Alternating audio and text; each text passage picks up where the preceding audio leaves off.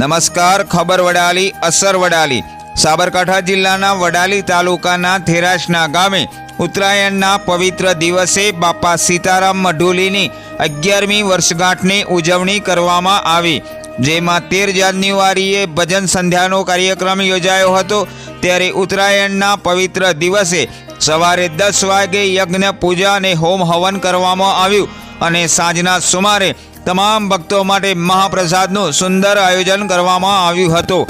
બાપા સીતારામ મઢુલીએ ઉત્તરાયણની રાત્રિએ સત્સંગ વક્તા પરમ પૂજ્ય દોલતરામ મહારાજ તથા પરમ પૂજ્ય સોહનપુરી મહારાજ તથા સંત શ્રી મણિરામ મહારાજ સહિતના સંતો વિશેષ ઉપસ્થિત રહ્યા હતા.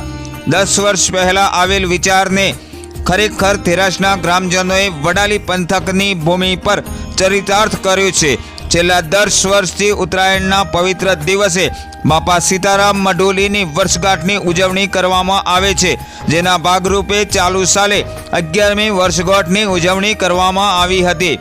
આ સુંદર કાર્યક્રમનું આયોજન સમસ્ત થેરાસના ગ્રામજનો સહિત વડગામડા, થુરાવાસ, નવા ચામુ, મેદ સહિતના ગ્રામજનો દ્વારા કરવામાં આવે છે.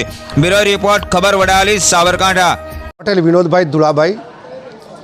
વડાલી તાલુકામાં આવેલું થેરાસના ગામ, એના પ્રવેશ દ્વારની અંદર સીતારામ બાપાની મઢુલી આવેલી છે. અને આ મઢુલીની શરૂઆત થેરાસના ગામનું કૃષ્ણ ભજન મંડળ કાઠિયાવાડ પ્રવાસમાં ગયું અને ત્યાંથી સીતારામ બાપાનો એક ફોટો લાવ્યા અને આ મઢુલીની એક નાની ઝૂંપડી બનાવીને શરૂઆત કરી. 2011થી આ સીતારામ બાપાની મઢુલી નાની ઝૂંપડી બનાવીને ચાલુ કરેલી. દિવસે દિવસે એનો પ્રગતિ થતી રહી અને આજે મોટું મંદિર બન્યું છે. અને 2011ના વર્ષથી આજ સુધી સીતારામ બાપાની મઢુલીમાં ઉત્તરાયણના પર્વ નિમિત્તે અહીંયા એક મહાસંત મેળાવડો થાય છે. અને આ સંત મેળાવડાની અંદર 7 થી 8 હજાર ભાવિ ભક્તોનો અહીંયા પ્રસાદ બને છે. અને તમામ આજુબાજુના પંથકોમાંથી મારા ભાવિ ભક્તો આવે છે અને કોઈ પણ જ્ઞાતિનો ભેદભાવ રાખ્યા વગર બધા સાથે હળીમળીને પ્રસાદ આરોગ્ય છે.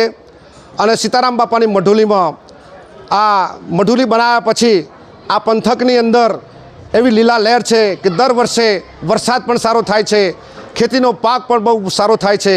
અને મારા હરિભક્તો તન મન ધનથી દર વર્ષે આ જ્યારે ઉત્તરાયણનો પર્વ ઉજવાય છે ત્યારે તન મન ધનથી મારા હરિભક્તો દાન કરે છે. અને છેલ્લે અહીંયા સીતારામ બાપાની મઢુલીમાં હરિભક્તો આવે છે, સંતો પધારે છે અને એનો સત્સંગનો લાભ લે છે. 2011થી ચાલુ કર્યું થયું અમે આ સીતારામ બાપાની મઢુલી. આજે 2025ના વર્ષની અંદર આજે આ પર્વ ઉજવી રહ્યા છીએ. અને મારા દાતાશ્રીઓ 2030 સુધી ભોજન પ્રસાદના દાતાશ્રીઓ પણ અહીંયા મળ્યા છે. અને આ પંથકની અંદર સીતારામ બાપાની મઢુલીથી લીલા લહેર છે ભાઈ.